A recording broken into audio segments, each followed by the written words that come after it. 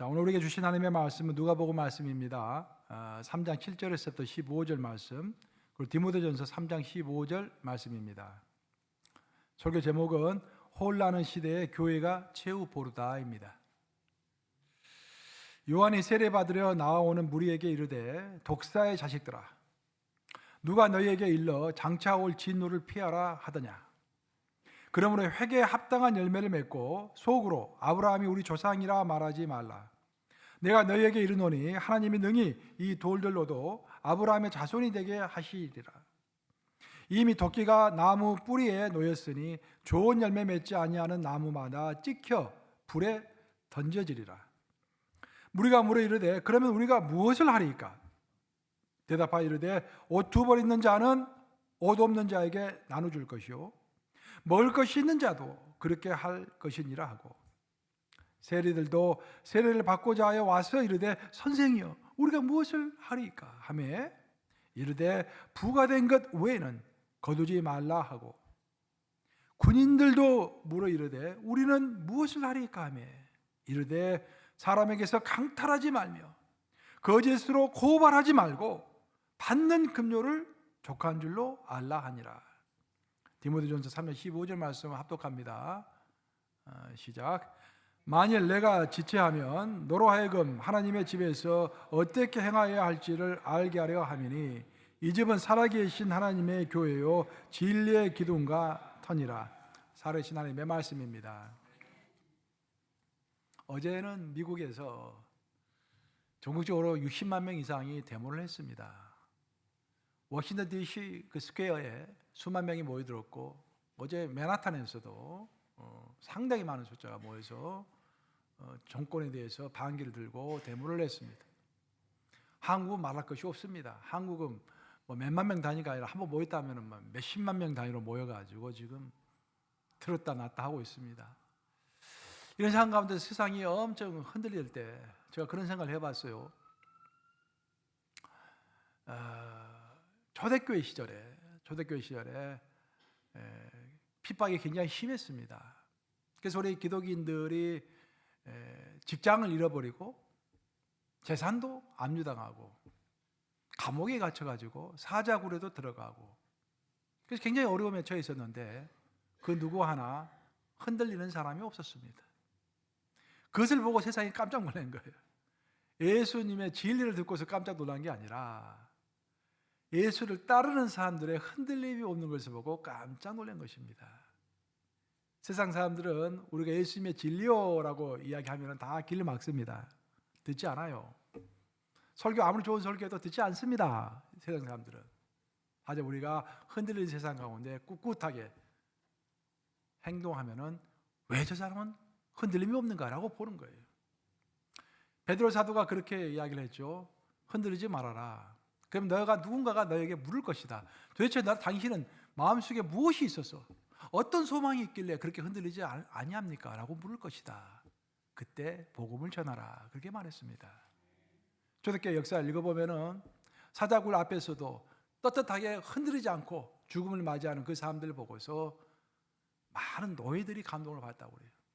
그리고 놀랍게도 기부인들이, 남편들은 다 길을 막는데 기부인들이 감동을 받아서 몰래 예수를 믿기 시작했습니다.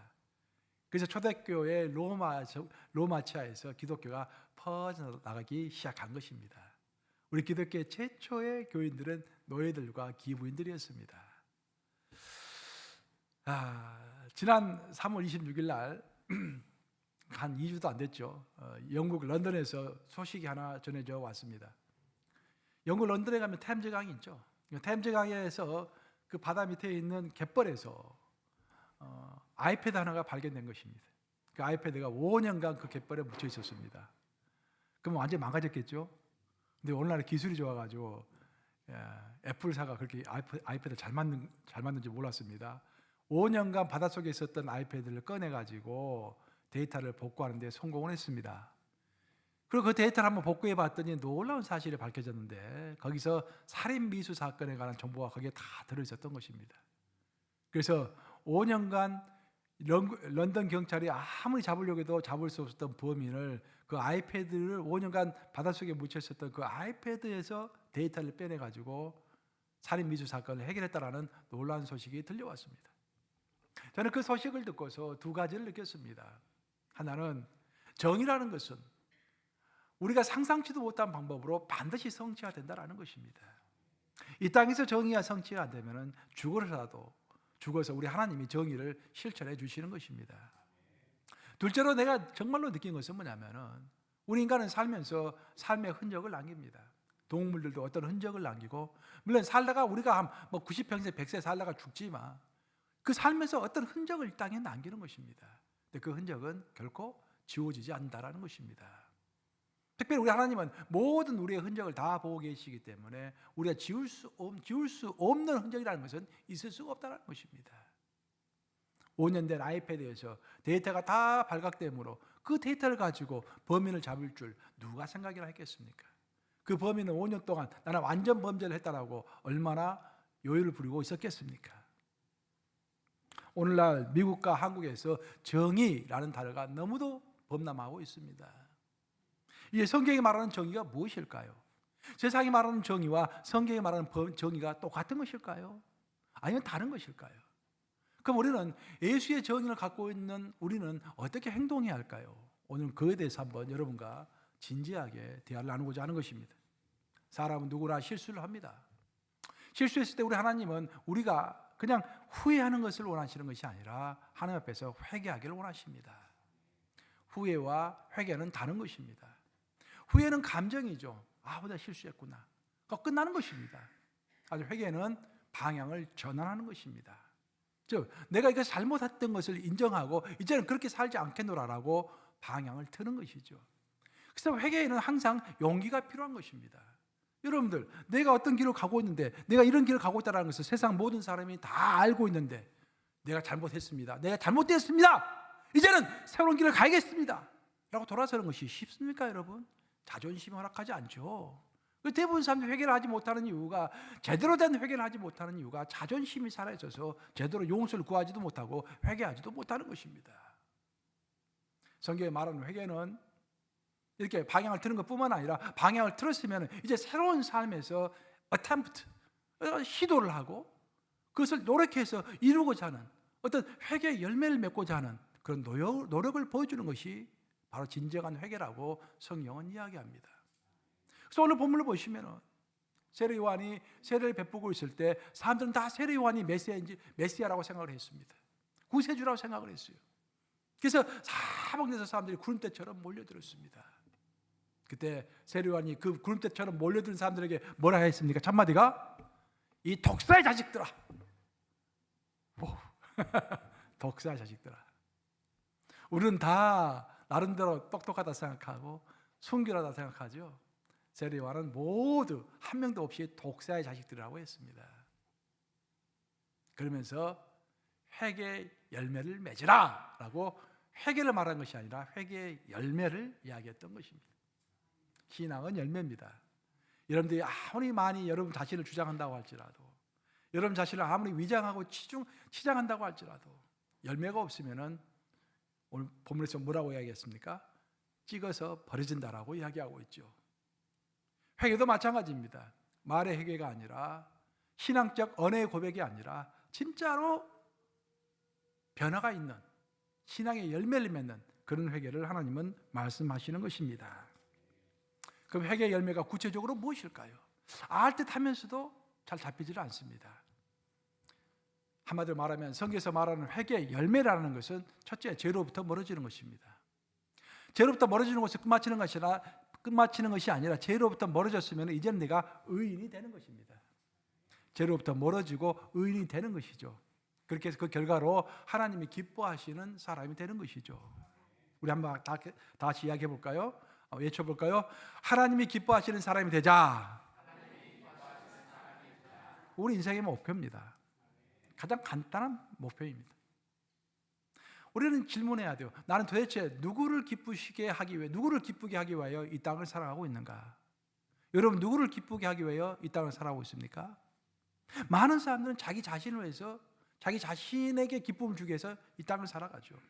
내 자신의 기쁨을 주기 위해서 좋은 옷도 사고, 맛있는 음식도 먹고 여행도 가고 좋은 차도 타고 그런 거 아니겠습니까? 성경에서 말할 때 이런 사람들은 군중입니다. 군중. 제일 핫바리, 제일 밑에 있는 사람입니다. 반면 어떤 사람들은 세상으로부터 칭찬받고 세상을 기쁘게 하고자 하는 사람들이 있습니다. 물론 연예인 같은 그런 사람도 있지만 좀 더 고차원적으로 나라와 민족을 위하여 내 몸을 부수고 애국운동을 하고 올바른 정의감에 불타서 대모도 하고 하는 사람들이죠. 세상을 기쁘게 하는 사람들입니다.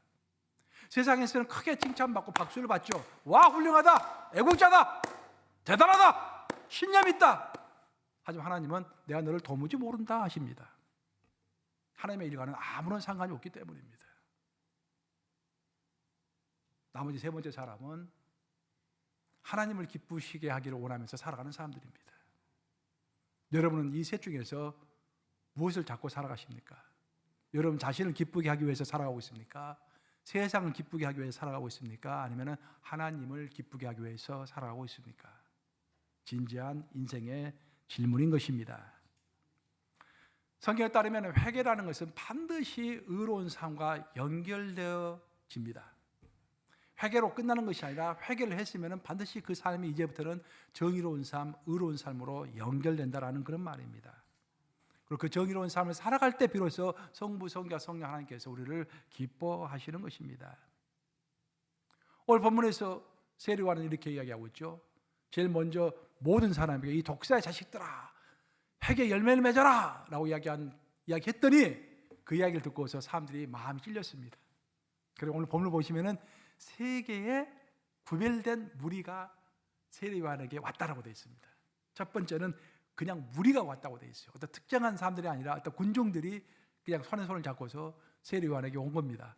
선생이시여, 당신이 회개 열매를 맺으라고 했는데 도대체 그러면 회개 열매를 우리가 어떻게 맺는 것입니까? 라고 물어봤어요. 이런 실황의 질문을 항상 할 수 있어야 돼요, 여러분들. 우리 목사님 설교하면 그런가 보다 넘어가지 말고 그럼 나는 어떻게 할까? 항상 질문해야 하는 것입니다. 세례요한의 설교를 듣고서 이 사람들이 와가지고 당신이 회개 열매를 맺으라고 하는데 그럼 나는 어떻게 회개 열매를 맺겠습니까? 라고 물어봤던 거예요. 그랬더니 세례요한이 이야기합니다. 옷 2벌 있는 자는 옷 없는 자에게 나눠줄 것이며 먹을 것이 있는 자도 그렇게 할 것이니라. 즉 긍휼을 이야기하는 것입니다. 긍휼이 있는 곳에 하나님의 정의가 있다라고 말씀하시는 것이죠. 그러놨더니 한편에서 세리들이 손에 손을 잡고 몰려듭니다.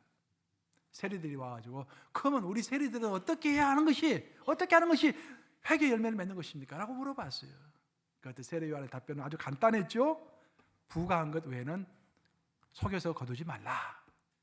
정직을 이야기한 것입니다. 정직이 있는 곳에 하나님의 정의가 있다, 그런 말이죠. 만약 세 번째로 군인들이 있었습니다. 군인은 어떻게 할까? 군인들이 손에 손을 잡고서 세례요한에게 다가왔습니다. 그럼 우리 군인들은 어떻게 하는 것이 회개 열매를 맺는 것입니까? 세례요한이 아주 길게 이야기했습니다. 그걸 보면 그 당시에 여기서 군인들은 로마 군인을 이야기하는 것이죠. 군인들이 위세가 당당했던 것 같아요, 굉장히. 그래서 세례요한이 또 길게 이야기합니다. 군인들에 대해서는 세 가지를 이야기하는데 보면은 첫째, 사람에게서 강탈하지 말라. 무력이 있으니까 강탈하는 것이죠. 그 당시 로마 군인들은 길을 걸어가다가도요, 물건을 지고 이제 길을 걸어가다가도 피곤하면은 글쎄 지나가는 아무런 남자들 딱 명령합니다. 스탑! 이 짐 줘! 하면은 10리 이상은 같이 걸어갈 의무가 있는 것입니다. 모든 백성들은. 군인들이 그렇게 위세가 당당했습니다. 로마 군인들의 위세가. 그래서 강탈하지 말라. 무력 사용해서 빼앗지 말라, 그런 말입니다. 두 번째로 거짓으로 고발하지 말라. 로마 군인들은 시민권 자체가 로마 시민권을 가지고 있었기 때문에 얼마든지 속여서 사람들을 고발할 수 있었습니다. 고발하지 말라는. 세 번째, 아주 중요한 이야기를 합니다. 받는 급료를 족한 줄로 알라. 오늘날 회사 사장님들이 가장 좋아하는 성경 구절일 줄로 믿습니다. 받는 급료를 족한 줄로 알라. 놀라운 말씀입니다. 즉 군인들 향해서는 절제하라, 그런 말입니다. 절제하는 곳에 하나님의 정의가 있다, 그런 말이죠. 우리가 한번 상상을 해보십시다. 세례요한이 있는데 상상을 해보세요. 여러분 가족이, 부부가 애들 손에 손을 다 잡고 세례요한에게 나와서 우리 가정은 어떻게 하는 것이 회개 열매를 맺는 것입니까? 라고 물어본다고 한번 가정을 해보세요. 뭐라 할까요, 여러분들? 오늘 숙제 집에서 생각해 보시기 바랍니다. 이제 우리 교회를 한번 생각해 보세요. 우리 교회가 담임 목사님 저를 비롯해서 우리 장로님들, 권사님들 손에, 우리 사역자들 손에 손을 잡고서 세례요한에 나와가지고, 그럼 우리 뉴욕 감역에는 어떻게 하는 것이 회개 열매를 맺는 것입니까? 세례요한이 뭐라 그럴까요? 이것도 과제. 집에서 생각해 보세요. 지난주 한국과 미국은 머리가 정말 어지러울 정도로 엄청난 일들이 연달아서 터졌습니다. 특히 많은 사람들이 정의라는 말을 지금 사용하고 있습니다.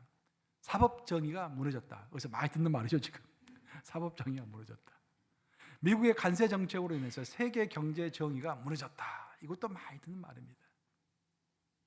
우리 믿는 자들은 정의를 말할 때 정말 조심해야 할 것이 뭐냐면은, 세상이 규정하고 있는 정의와 성경이 규정하고 있는 정의는 상당히 다르다라는 것입니다. 그래서 우리는 정의를 세상의 잣대로 정의를 말할 것이 아니라 하나님의 가르쳐 주신 정의의 잣대를 가지고 세상을 판단하고 길을 제시하고 또한 그에 맞춰서 행동해야 하는 것입니다. 그 성경에 따르면은 정의로운 삶은 가장 먼저 회개와 연관되어 있습니다. 회개가 없는 이상 정의는 있을 수 없다는 것이 성경의 판단입니다. 왜냐? 회개라는 것은 뭡니까? 나를 비우는 것이죠. 정의라는 것은 뭡니까? 똑바로 측정하는 것이죠. 나를 비우지 않고 측정하면은 과다되게 측정될 수밖에 없습니다. 내가 나를 버리지 않고 타인에 대한 배려가 없고 내 자신에 대한 회개가 없다고 한다면은, 내 자신의 성품에 대한 돌아봄이 없이 그저 내가 생각하는 정의만 부르진다고 한다면은, 그것은 항상 기울어진 그런 정의를 이야기하는 것이겠죠. 나한테 유리하면 그것은 정의고 나한테 불리하면 그것은 부정이라고 주장하는 것이 되겠죠. 그래서 우리가 정의를 이야기하려면 가장 먼저 나는 회개한 사람인가, 나를 비운 사람인가, 나를 공정하게 객관적으로 바라볼 수 있는 사람인가, 그것에서부터 정의는 출발하는 것입니다. 또한 성경은 정의를 이야기할 때 정의는 단순히 법적인 공정성만 이야기하는 것이 아니라 거기에는 자비와 공의가 있다라고 이야기합니다. 한마디로 이야기하면 성경이 말하는 정의는 따뜻한 정의이고 세상이 말하는 정의는 차가운 정의인 것입니다. 세상이 말하는 정의는 도덕성 올바름 플러스 무력으로 그것을 집행하는 것이 정의라고 이야기합니다. 하지만 성경에서 말하는 정의는 도덕적 올바름, 이것은 똑같은데 후자가 다른 것입니다. 무력적인 압력이 아니라 자비와 용서와 눈물과 긍휼이 있는 것이 하나님의 자비인 것입니다. 그래서 하나님의 자비는 항상 올바름과 용서가 균형을 이루는 그런 정의를 성경은 이야기하는 것입니다. 세 번째로 성경에서 말하는 정의는 항상 relationship, 관계와 연결되어 있습니다. 예를 들어 보면 구약에서 정의라는 단어는 히브리어로 두 가지로 표현되는데 미슈파트와 차다카입니다. 미슈파트는 나와 세상의 약자와의 관계를 이야기하는 거예요. 세상의 성경에서 말하는 세상의 약자는 누구입니까? 가난한 자, 병든 자, 고아, 나그네, 그런 자들이 약자입니다. 그 약자와의 관계에서 내가 그들에게 긍휼을 베풀고 그들을 내 마음속에 두고 있으면 그 사람이 정의로운 사람이다, 그런 말이에요. 미슈타파라는 그 단어는 약자를 어떻게 대하는가, 그 약자를 제대로 긍휼로 대하는 사람이 정의로운 사람이다 라고 뜻해서 그것은 한국말로 정의라고 번역되어 있습니다. 반면에 비슷한 단어인데 차다카가 있습니다. 차다카는 성경에서는 의로 번역되어 있어요. 의로운이라고 번역되어 있어요. 이것은 하나님과의 관계입니다. 하나님과의 관계. 사람과의 관계 아니라 하나님과의 관계에서 옳은 자가 정의로운 자이다, 그런 말이에요. 의로운 자이다, 그런 말입니다. 하나님께서 말씀하신 대로 주의 뜻을 따라서 살아가는 자, 그 자가 의로운 자이고 그 자가 정의로운 자다, 그런 말이에요. 미슈타파와 체다카는 각각 다른 말로 번역되어 있지만 그것은 비슷한 단어입니다. 어떤 면에서 두 개 다 관계를 이야기하고 있다는 거예요. 약자와의 관계, 하나님과의 관계. 하나님과의 관계와 약자와의 관계를 잘 맺으면 그 사람이 의로운 사람이고 그 사람이 정의로운 사람인 것입니다. 다른 존재와 관계에서 우리가 다른 존재와 특히 약자와 관계를 맺는다 했을 때 빠질 수 없는 것이 바로 긍휼이고 바로 용서이죠. 또 겸손이죠. 그래서 성경이 말하는 정의는 도덕적 올바름이 용서와 긍휼과 함께 균형을 잘 이루는 것, 그것이 바로 성경이 말하는 정의인 것입니다. 오늘날 정의를 생각할 때 우리가 특별히 조심해야 할 것이 있어요. 왜냐하면 성경은 아까 제가 이야기 드린 것처럼 하나님과의 관계가 좋은 사람, 이 약자와의 관계가 올바른 사람, 그 사람이 이제 의로운 사람이 했는데, 우리가 하나님과의 나와 관계에서 내가 올바른 것은 설명하지 않아도 우리가 잘 압니다. 십계명을 지키고 하나님 항상 모시고 하나님 순종하며 살아가면은 그건 그 사람이 의로운 사람인 거예요. 그건 별로 어렵지 않습니다. 근데 문제는 성경에 따르면은 약자와의 관계를 잘 맺는 것이 정의라고 이야기했는데, 그럼 약자가 누구냐라는 것입니다. 바로 여기에서 2025년을 살아가는 우리들에게 깊은 고민이 있는 것입니다. 성경에서 말하는 약자는 딱 보통 네 가지 이야기예요. 고아, 가부, 나그네, 그리고 가난한 자. 생각해 보세요, 여러분.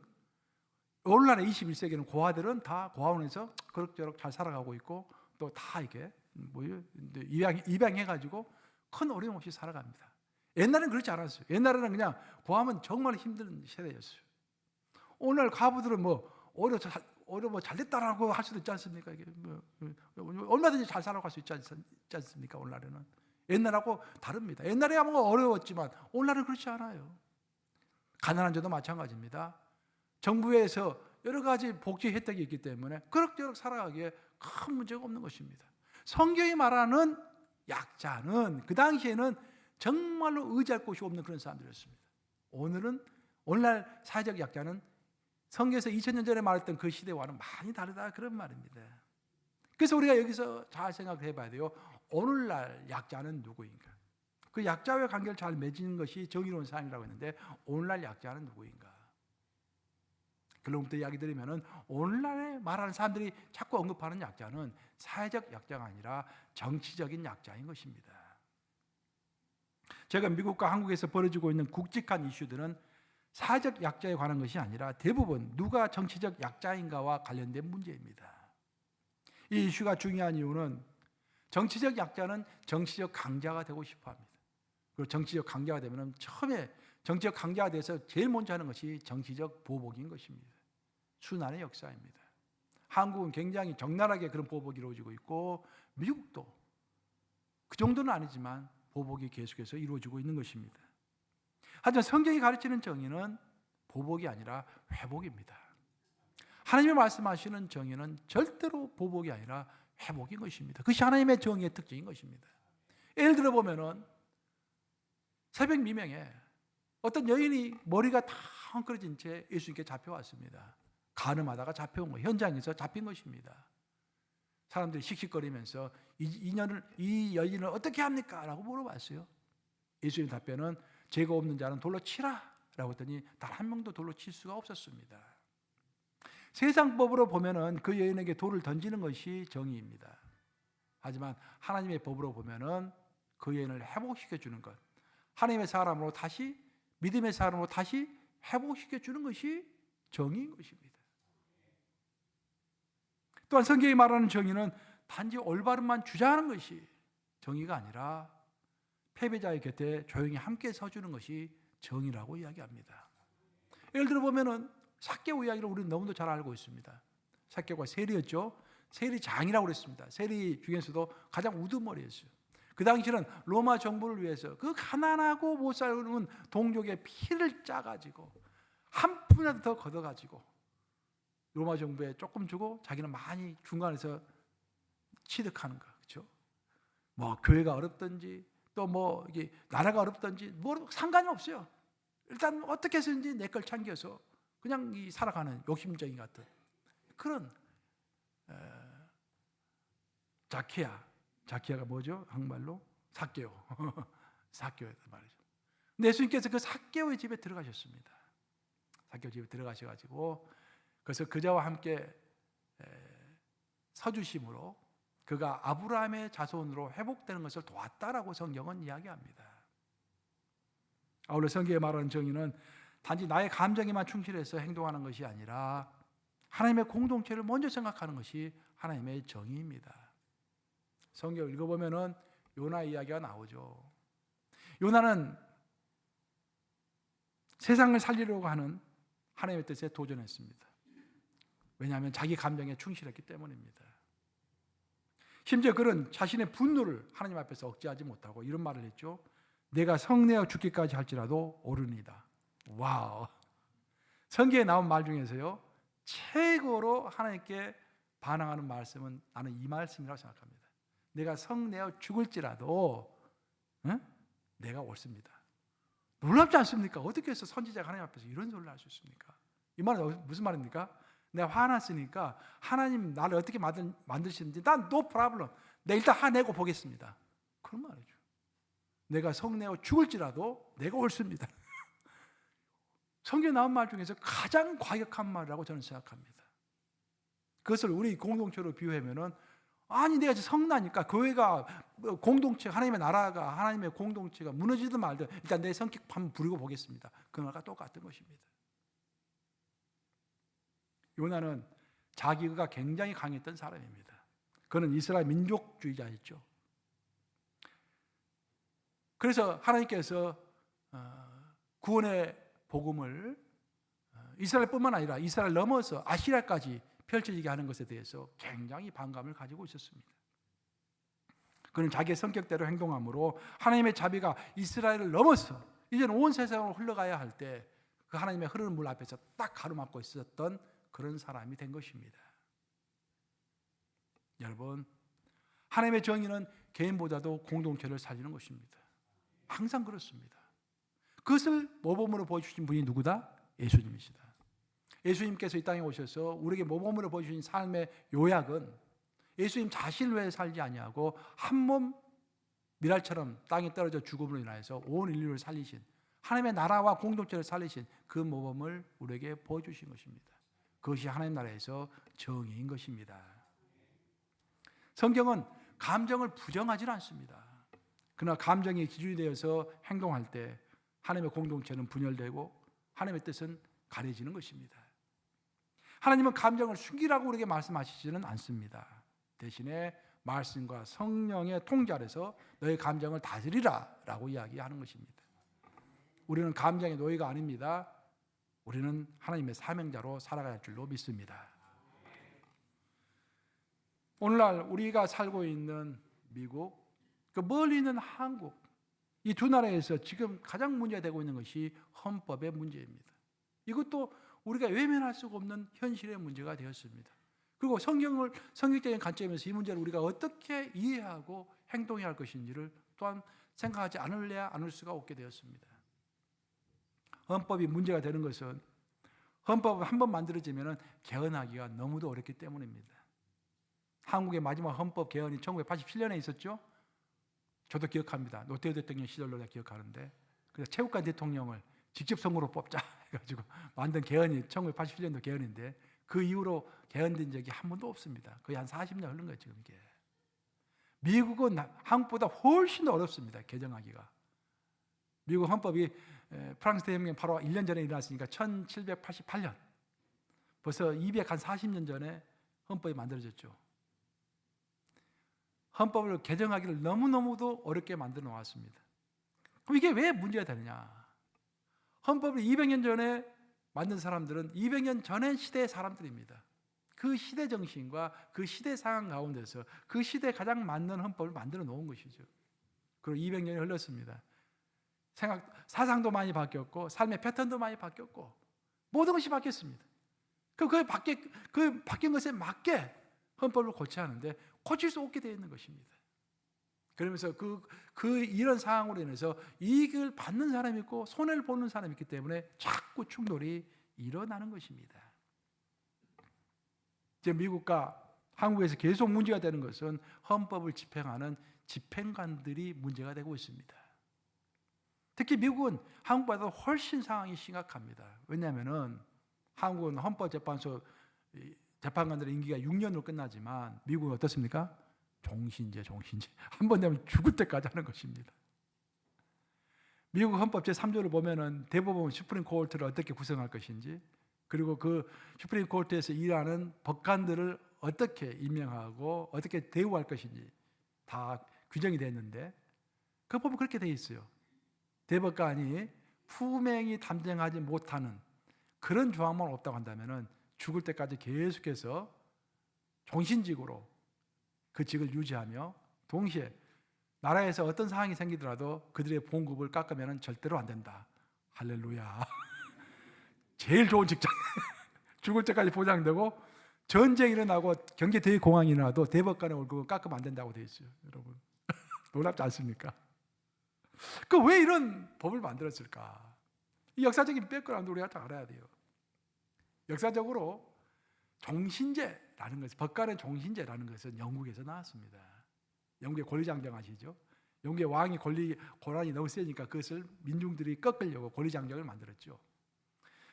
민중들이 가만히 보니까 법관을 세워놔도 왕이 영향력을 미치면은, 왕이 푸시를 하면은 법관이 그냥 꼬리를 내리고 해서 왕이 하라는 대로 하는 거야. 이게 그 어떻게 하면 법관이 자기 양심에 따라서 판결을 할 수 있도록, 위협을 받지 않고 판결할 수 있도록 할까?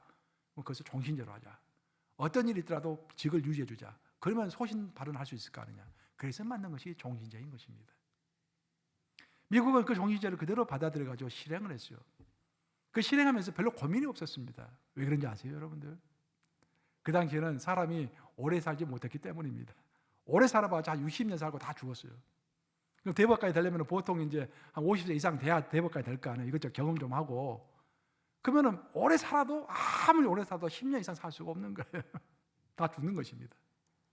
더 중요한 것은 뭐냐면, 그 당시에는 오늘날의 법관들이 이게 지위가 높지만 그 당시에 법관들의 지위가 낮았어요. 그 당시에는 목회자의 지위가 최고였습니다. 할렐루야. 목회자가 최고였어요. 그 당시에는. 그 말에서 제일 잘생기고 제일 똑똑한 놈들은 전부 목사. 그러니까 2등, 3등 하는 놈들이 전부 법관이 되는 거예요. 이게. 이제 법관을 했는데 이 사람들이 처우가 좋지 않았습니다. 미국 보면은, 역사를 읽어보면은 미국 이제 초기 공화국 시절에, 미국 초기 공화국 시절에 법관들은 전부 순회 법관들이었습니다. 사람들이 찾아와서 저기 재판을 받는 것이 아니라 말을 타고 찾아가는 것이었습니다. 얼마나 힘들겠어요. 그리고 이제 멀리 뭐 이틀, 3일 이렇게 이제 말을 타고 갈 때도 있을 거 아니에요. 그러면은 여인숙에서 머물러야 하는데 고급 호텔에서 머문 것이 아니라 제일 싸구려 주막집에서 머물렀습니다. 그러니까 기회만 되면은 법관들이, 좋은 기회만 생기면 다 자리를 박차고 딴 데로 가는 거야. 그러니까 종신제를 해놓으면은 소신껏 재판할 수 있는 이익이 있는 반면에 불이익은 거의 없는 것처럼 보였다라는 거예요. 그래서 종신제를 딱 만들어놨는데 세월이 200년 흐르면서 옛날에 60년 살던 사람들이 지금은 전부 90살, 100세까지 사는 거예요. 이게. 그럼 50세 대법관이 되고 나면은 한 4, 50년을 대법관을 하게 되는 것입니다. 이게. 아울러서 지금은 대우까지 엄청 좋을 뿐만 아니라 사회적 지위도 엄청 높지 않습니까? 너도 나도 없이 대법관이 되고 싶어 하는 거예요. 이렇게 임기가 길어지면서 대법관을 어떤 대통령이 임명했는가, 그 대법관의 성향이 어떤 성향인가 라는 것이 무척 중요한 사항이 되어버렸습니다. 그래서 한국만 그런 게 아니에요. 미국은 더합니다. 지금 현재 미국의 대법관은 9명이죠. 9명에서 6명이 보수입니다. 그 3명만 진보입니다. 이런 상황 가운데서 미국의 진보주의자들은 자신들의 의견이 충분히 제대로 반영이 안 되고 있다는 불평이 굉장히 많은 것입니다. 여러분 상원을 보세요. 상원은 각 주에서 몇 명씩 뽑습니까? 2명씩 뽑아요. 그러면은 캘리포니아 주하고 와이오밍 주하고 인구 비율이 어떻게 되는지 아세요? 20대 1, 20대 1. 20대 1인데 똑같이 상원은 2명이에요. 똑같이 와이오밍주도 2명이고 캘리포니아주도 2명인 거야. 근데 모든 비주는 다 상원에서, 중요한 비주는 전부 상원에서 하잖아요. 상원을 통과하지 않으면 안 되는 거예요. 그러니까 진보주의자들이 가슴을 치는 것입니다.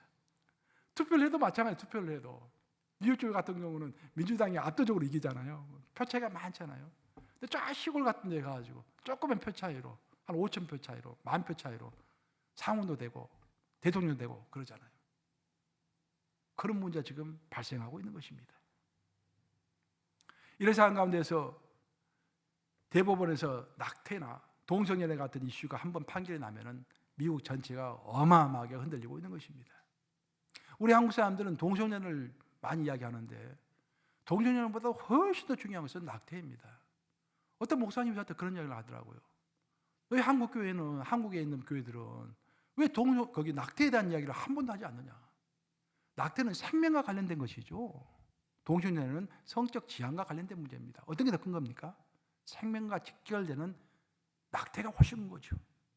근데 한국 교회 통계를 보면은요, 놀라운 통계가 나옵니다. 교회 다니는 사람들이 세상 다니는 사람보다 더 낙태를 많이 하는 거예요. 예. 이율 배반적이라는 거예요. 이율 배반적 이게. 다른 것들은 막 입에 겉벌 물면서 얘기하면서 낙태 같은 것은 전혀 신경 쓰지 않는 것은 말이 안 된다는 거예요. 원래 미국은 헌법으로 대법원에서 붙어가지고 로앤 웨이드라고 그러죠. 로하고 웨이드가 붙어가지고 이제 이게 논쟁을 했는데 그 결과로서 낙태가 허용되었습니다. 미국은 헌법으로 모든 연방법으로 허용이 되었어요. 근데 보수 대법관들이 많아지면서 그거 바꿔버린 거예요. 지금 2년 전에 바꿨죠. 미국이 지금 난리가 난 겁니다. 그걸 가지고 지금. 지난주에는 예일 대학교의 세계적인 교수 3명이 캐나다 토론토 대학으로 자리를 옮긴다고 선포를 했습니다. 그런데 기자회견을 했어요. 놀라운 기자회견을 했습니다.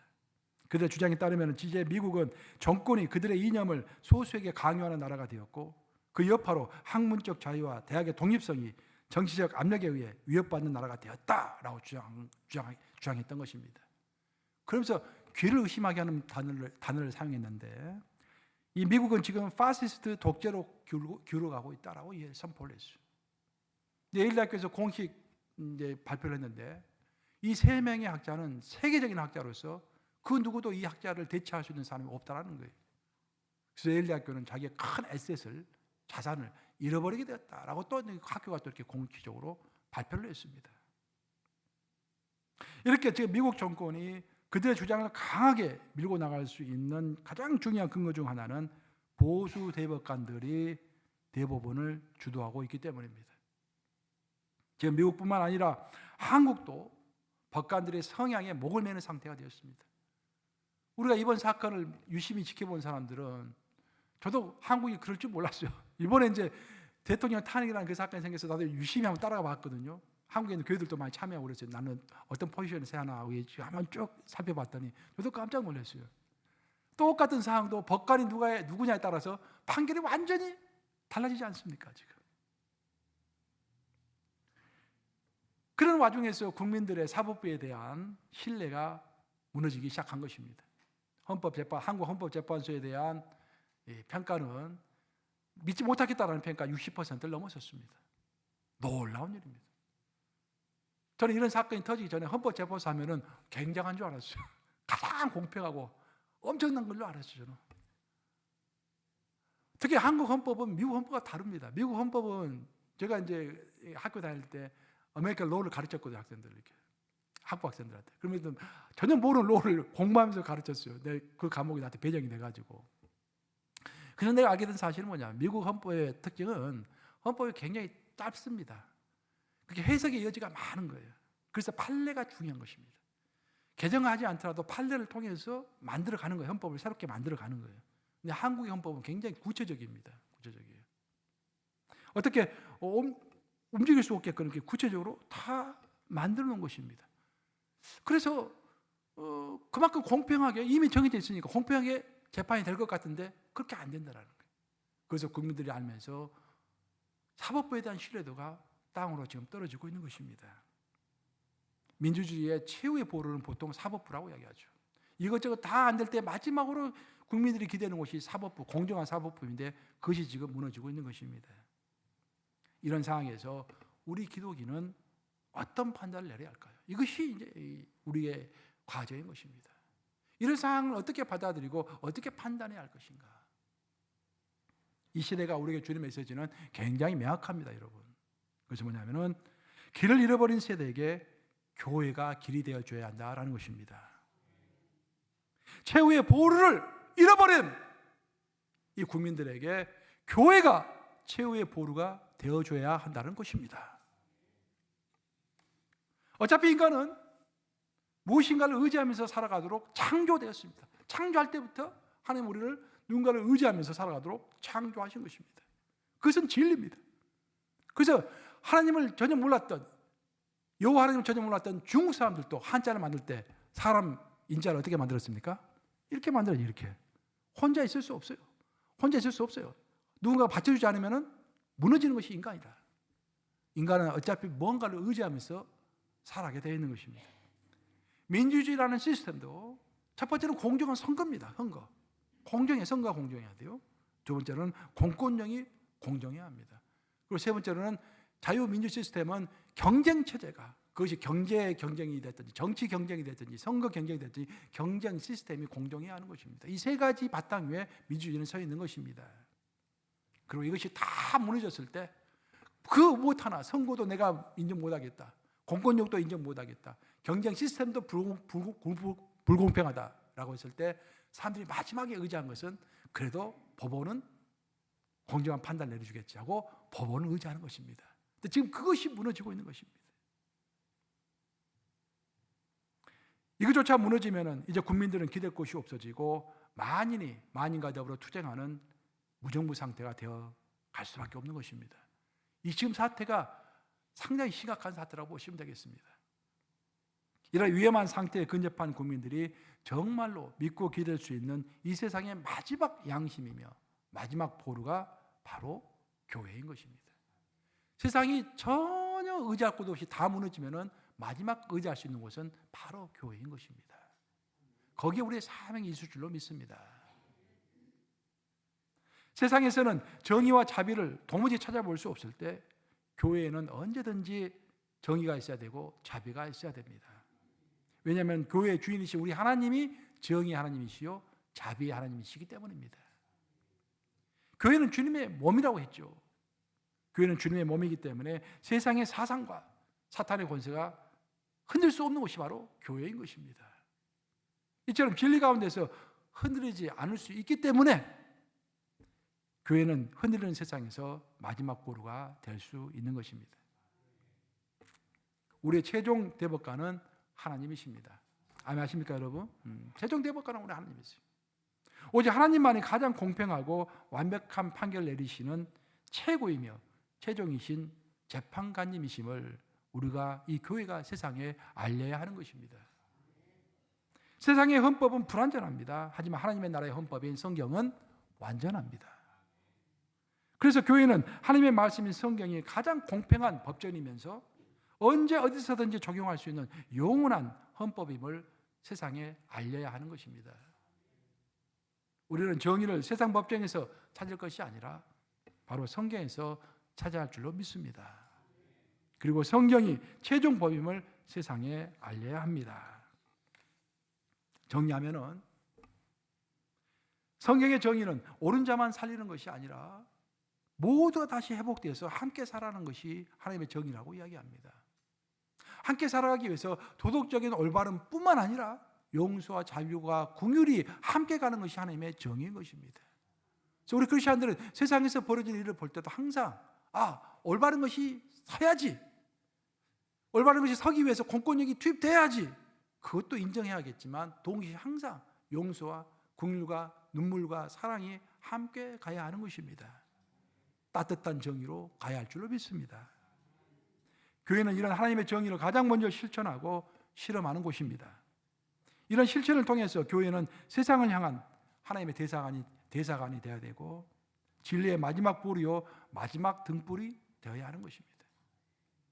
오늘 본문에서 사도 바울은 디모데에게 가르치면서 이런 말을 했죠. 디모데전서 3장 15절 말씀입니다. 같이 읽어보겠습니다. 시작.